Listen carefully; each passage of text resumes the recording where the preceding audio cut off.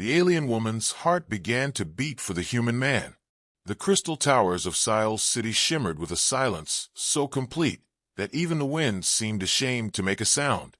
Bridges of translucent stone arched between structures, their surfaces lit by veins of soft blue light. To live here was to live in stillness, to walk without footsteps, to breathe without a sigh. For Sile, this had always been normal. Her people's long ears, elegant and sharp like the wings of some ancient bird, twitched at the faintest disturbance. They were raised to believe that emotion was noise, and noise was weakness.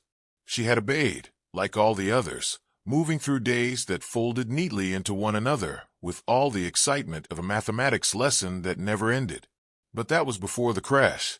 The ship had streaked across their sky in a trail of fire, a wound carved against the endless black. It plummeted into the outskirts of the city, where polished silence gave way to fields of glimmering crystal stalks. Sile had been among the first to investigate, her ears pricking at the strange groans of twisted metal. She expected death.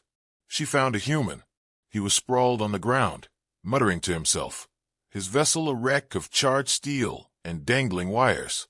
His words tumbled out in rapid bursts, complaints about the universe conspiring against him, and jokes about never trusting a discount hyperdrive again. Sile crouched, studying him with detached curiosity.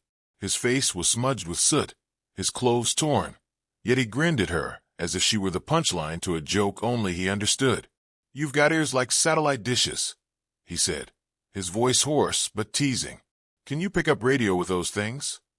Sile blinked. No one had ever spoken to her like that. No one joked. She tilted her head, puzzled, then asked in the flat cadence of her people, "What is a satellite dish?" He groaned, rolling onto his back. "Oh boy, either I'm dead and in the weirdest afterlife imaginable, or I've crash-landed on a planet that's never heard of television." He lifted one hand weakly and introduced himself. "Kale, professional pilot, amateur disaster." Sile hesitated before taking his hand.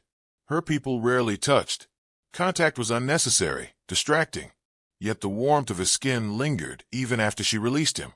She told herself it was meaningless, but something shifted inside her, like a machine that had been switched on for the first time. Kale, despite his injuries, refused to remain still.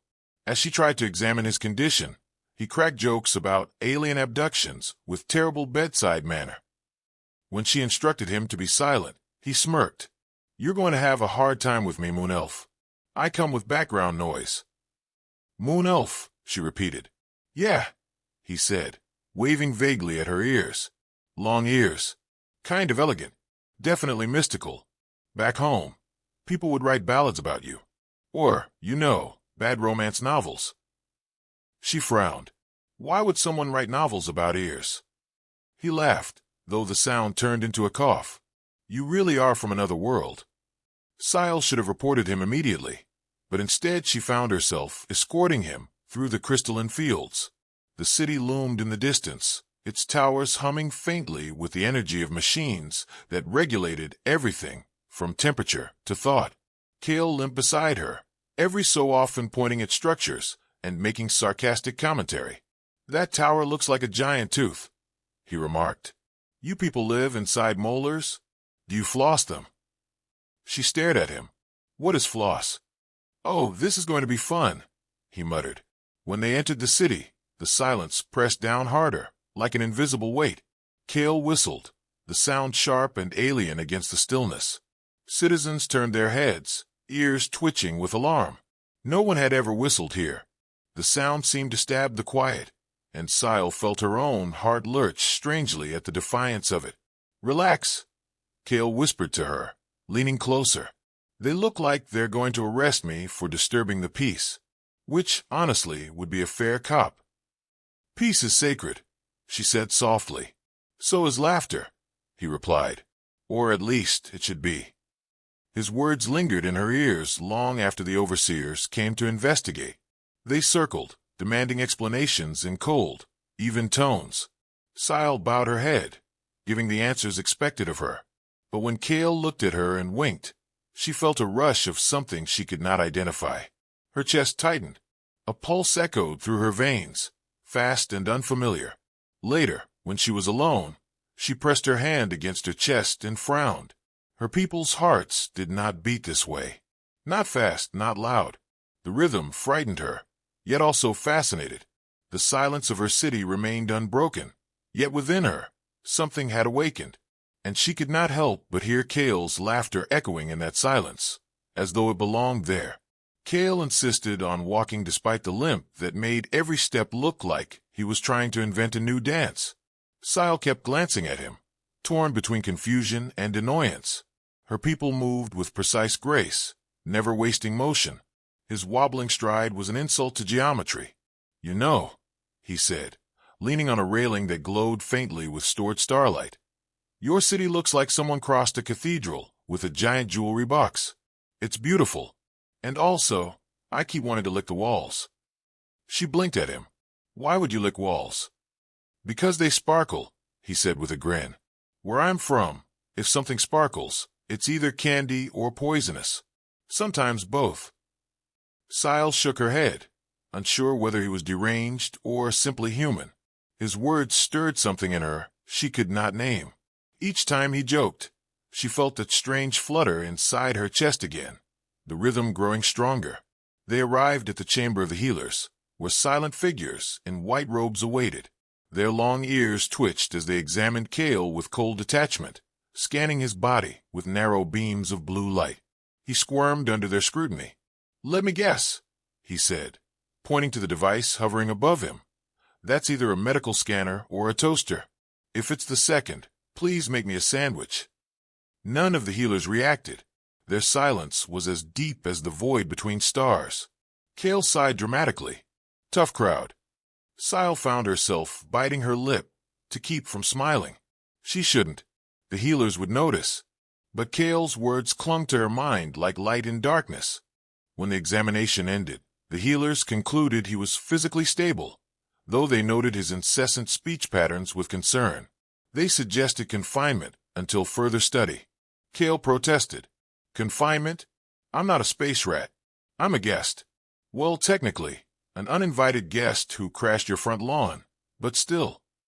His words bounced uselessly against their indifference. Sile, against all training, stepped forward. "He is not dangerous." The healers turned their gaze to her. Their silence weighed more heavily than words.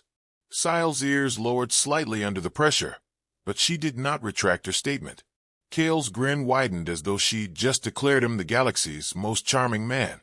Afterward, she escorted him through the corridors, uncertain why she had defended him. Kale walked close beside her, humming tunelessly.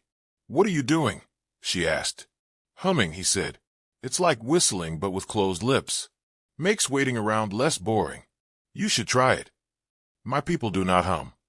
"Then your people have been robbed," he said. "Music is the best thing humans ever invented. Well, music and sandwiches.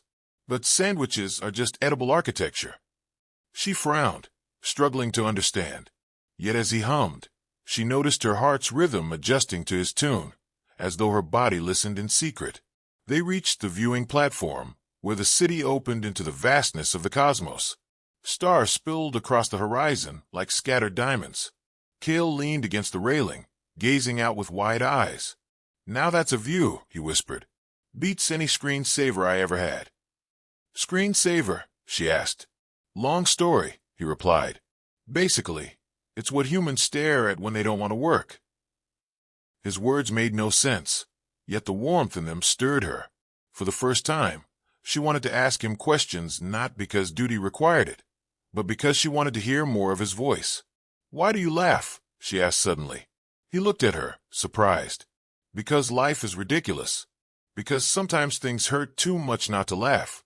And because when I laugh, I remember I'm alive." She turned those words over in her mind.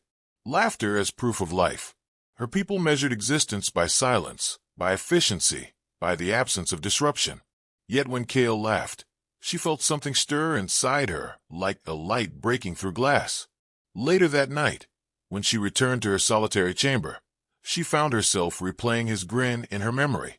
She touched her chest, startled again by the pulse thudding too fast, too wild. Her people had no word for this. But Kale's voice echoed in her mind, teasing and warm, and she thought perhaps she was beginning to understand why humans refused to live in silence. Kale was supposed to be confined for observation, which to him sounded like the setup for a very boring reality show. Instead of pacing in his assigned chamber, he sat cross-legged on the floor, dismantling a small machine someone had left behind, humming off-key while tossing comments into the air. This is either a food dispenser or a personal foot warmer. If it's a food dispenser, I'm aiming for pizza. If it's a foot warmer, I guess I'll just have warm feet in disappointment. When Sile entered, her ears twitched at the clatter of metal parts. That is property of the overseers. You should not tamper with it. Relax, Kale said, holding up a glowing coil. I'm just exploring the mysteries of alien technology. Besides, if this thing explodes, at least I'll go out with style. Boom. Galactic fireworks, starring me. She fought the urge to scold him. Something in her chest insisted on betraying her with the faint, forbidden amusement. You will be punished if they discover this. Then you'd better not tell them, he said, grinning. Come on, Moon Elf. I'm trusting you with my criminal career. She stared at him. I am not a Moon Elf. Not yet, he said. But give it a few drinks and a good ballad, you'll see. The more time she spent in his company, the more fragile the silence of her world became. The overseers called it corruption. Sile feared they might be right. Still, she couldn't stay away. Kale's every word was noise, yet the kind of noise that made the heart thrum like a hidden engine. Days passed. The overseers convened in their great chamber, all long-eared figures draped in white, their voices flat and unified as though one machine spoke through many mouths. They summoned Sile, demanding a report on the alien's behavior. She delivered facts, his survival rate, his strange speech, his inability to remain still. But the overseers pressed harder. Has he altered you? They asked in unison. Her throat tightened. No. Their ears tilted in suspicion, though no further question followed. They dismissed her with the weight of silence heavier than chains. She left trembling, though not from fear alone. When she returned to Kale, he was building something from the broken parts he had scavenged. A lopsided contraption of coils and glowing fragments pulsed faintly, throwing sparks. Tada, he said proudly. It's okay. I have no idea what it is. But if it makes toast, I'll consider it my masterpiece. It is unstable, she said. Yeah, he admitted. But so am I. The machine sputtered, hissed, then projected a small flicker of light into the air. For a heartbeat, an image appeared, a crude shape of a blue sphere, ringed by stars. Earth, Kale said softly. Sile stared at the projection. Your world. Home, he replied. Messy, noisy, smells like fried food and rain. But it's mine. Oceans, forests, cities that never shut up. Billions of people laughing, crying, shouting. It's chaos. And it's beautiful. The projection faded, leaving only sparks. Sile felt a strange pulse in her chest again, sharper now. Why did you show me this? Because, he said, leaning closer. You deserve to know there's more than silence. The universe isn't meant to be this quiet. It's supposed to sing. She turned away quickly, fearing her face betrayed too much. But his words echoed inside her. She thought of the overseer's warning, the certainty that emotion was a disease. Yet when Kale laughed, she did not feel sick. She felt alive. That evening, a message reached her. Kale was to be transferred. The overseers feared his influence would spread, unraveling centuries of discipline.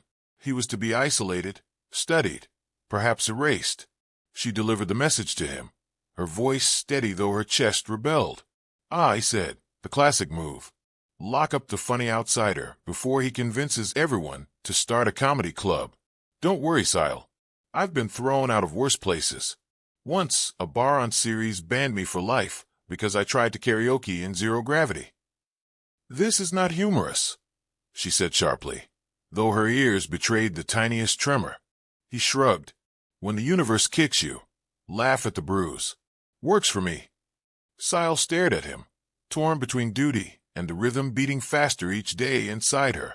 She should have reported every word, every laugh, every flicker of rebellion. Instead, she whispered, I will find a way. His eyes softened, though his grin remained. "Careful, Moon Elf. You sound like a hero in the making." That night, as silence reclaimed the city, Sile pressed her hand against her chest. The pulse was louder now, stronger. Her people would call it weakness, but Kale's voice returned to her in memory, telling her that laughter was proof of life. She was beginning to wonder if silence had ever been living at all. The overseers wasted no time. The decree spread through the crystal corridors like a cold wind. The human was to be removed from the city, contained where his voice could no longer echo against their silence. Sile listened with her head bowed, though inside her chest the pulse hammered harder, as if it wanted to defy them even without her consent. Kale, of course, took the news with maddening levity. When the guards arrived at his chamber, he greeted them with a mock bow. "Gentlemen, ladies, and ears of distinguished length, I'd like to thank you for hosting me in this 5-star cell. The food was terrible, but the ambience? Impeccably quiet. TripAdvisor, 2 out of 10, would not recommend." The guard stared at him without reaction, which only seemed to encourage him. As they bound his wrists with luminous bands, he whispered to Sile, "I think they like me. They're just playing hard to get." Her ears twitched, a subtle tremor that betrayed what she felt. She followed in silence as they escorted him to the lower halls, where shadows clung to walls of pulsing crystal. The bands tightened each time he struggled, yet still he cracked jokes. "So," he said, glancing at Sile, "is this the part where you swoop in and rescue me? Or do I have to wait until they strap me to a giant disintegration ray? Because honestly, I'd prefer sooner." "You are impossible," she whispered. "Yeah," he grinned, "but I'm your impossible." The words nearly stopped her heart. She forced herself to look away before the overseers noticed the flicker in her eyes. They brought him before the high chamber, where the overseers gathered in their shimmering robes, their voices unified in a monotone that felt less like speech and more like a system update. "The human contaminates. He must be removed." Kale, standing in luminous restraints, tilted his head. "Contaminates? Please. I shower regularly. Well, okay, sometimes. When there's water." No laughter followed. The silence pressed so heavily that Sile thought she might crumble under it. "The alien woman will step forward," the overseers intoned. "She has been altered." Her stomach turned. She stepped forward because to refuse would be worse, though her pulse thundered so loudly she was certain everyone could hear it. "You have experienced corruption," they said. "Identify the symptom." She could have lied. She should have lied.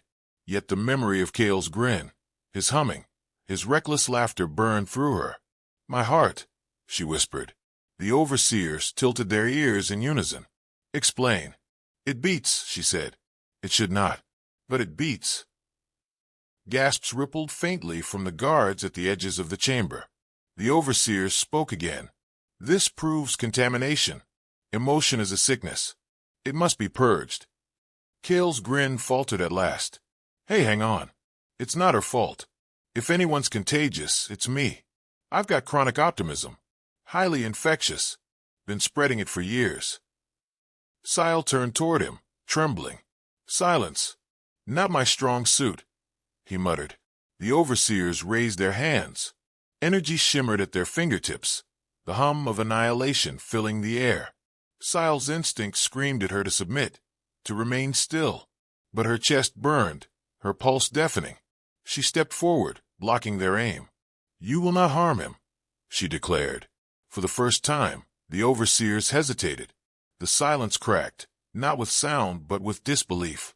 A single laugh broke through it, sharp and reckless, Kale's laugh, ringing across the chamber. "Well," he said, "if this isn't the most romantic execution I've ever been part of." Chaos erupted. The overseers fired beams of searing light, but Kale twisted aside, dragging Sile with him. His wrist still bound, he kicked over a pedestal, sending a cascade of glowing spheres clattering across the floor. "Oops," he said cheerfully. "Hope those weren't priceless artifacts." They bolted through the chamber as alarms blared, an ear-splitting sound never heard in centuries. Sile guided him through hidden passages, her memory of the city's veins leading them deeper into the forbidden underlayers. Sparks showered above them as machines activated for the first time in generations, humming with raw power. Kale stumbled, but never stopped talking. So, quick question, do we have a plan? Or is this just one of those run until something explodes kind of deals? Because I'm good with either. We must reach the hangar, she said breathlessly. Perfect, he replied. I've always wanted to hijack an alien ship. Bucket list, check. Behind them, the overseer's voices thundered like a storm. Ahead, the corridors narrowed into darkness, lit only by flickering energy lines. Sile's heart raced, not just from fear but from something fiercer, stronger. For the first time, she was not afraid of the rhythm. When Kale glanced at her, still grinning despite the chaos, she realized she would never again survive in silence. And she no longer wanted to. The stolen vessel rattled as if it were held together by stubbornness alone. Panels flickered, engines coughed, and Kale smacked the console like it was an old jukebox. Don't worry, he said, wincing at the sparks. Ships love me. They just play hard to get it first. Sile gripped the side rail, her ears twitching with each shudder of the hull. This is unstable. Yeah, Kale said, flashing a grin. But so am I, and look how far I've gotten. For a moment, despite the alarms fading behind them, she laughed, an unrestrained sound that startled even her. Kale froze mid-button press, staring as if he'd witnessed a miracle. Was that did you just? Oh no, you've been infected. By joy. Tragic. The ship lurched into the star lanes, the overseer's pursuit scattering behind them. On the screen, the crystalline world shrank until it was only another star among millions. Sile pressed her hand against her chest, feeling the rhythm steady, no longer frightening. It was part of her now. What now? She asked. Kale leaned back, putting his boots on the console in a way that made her ears twitch with disapproval.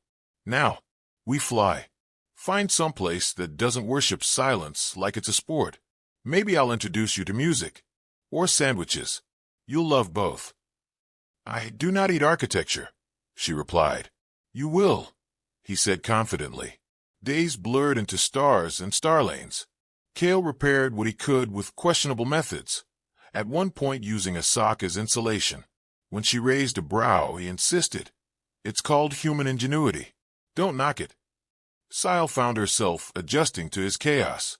She learned his humming patterns, his jokes that often made no sense, his stories of Earth filled with oceans, skies that smelled of salt, and cities loud enough to drown thought. She realized the silence she once called life had never been living, but doubt still lingered. My people will brand me corrupted, she confessed one night as the ship drifted past a field of dying stars. They will never allow me to return. Kale shrugged. Then we make our own return. New place, new rules. Who says you can't start over? Universe is big. Plenty of room for noisy rebels. You speak as though it is simple. It is, he said. Complicated is pretending you're not alive. The words sank deep. She looked at him, realizing how far she had come from the woman who once bowed her head in silence. The pulse in her chest was not weakness. It was her proof of life. Their stolen vessel finally limped into a small port orbiting a red dwarf, a hub of wanderers and traders. It was loud, chaotic, filled with shouts, clattering machines, and laughter spilling from every corner. Sile froze at first, ears twitching violently under the storm of noise. But Kale nudged her gently. Breathe, he said. This is what living sounds like. Step by step, she adjusted. No overseer punished her for smiling. No citizen glared when she laughed. The noise didn't suffocate her, it welcomed her. For the first time, she belonged. Later, aboard the ship, she asked the question she had carried since the day her heart first stirred. This feeling, this fire in my chest, what is it? Kale grew quiet, uncharacteristically so. He reached for her hand, pressing it against his own chest, where his heart beat strong and steady. That's love. Scary, loud, ridiculous, wonderful love. Side effects may include laughter, bad decisions, and wanting to protect someone more than yourself. Her ears quivered.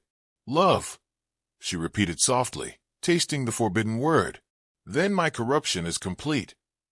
Not corruption, Kale corrected. Upgrade. She laughed again, and this time it came easily. The silence of her people had been left behind, and with it the weight of lifeless order. Ahead stretched stars uncountable, each one a chance to live louder, brighter. Kale slouched in the pilot's chair, smirking. So where to next? Preferably somewhere with sandwiches. And maybe karaoke. Ever tried karaoke? No, she said. Perfect, he grinned. You'll hate it. Her heart beat steadily in her chest, no longer something to fear, but something to guide her. She was not broken. She was alive. And as the ship roared into the unknown, she knew her heart no longer beat in silence. It beat for him, for herself, for the vast and chaotic universe waiting ahead. The end.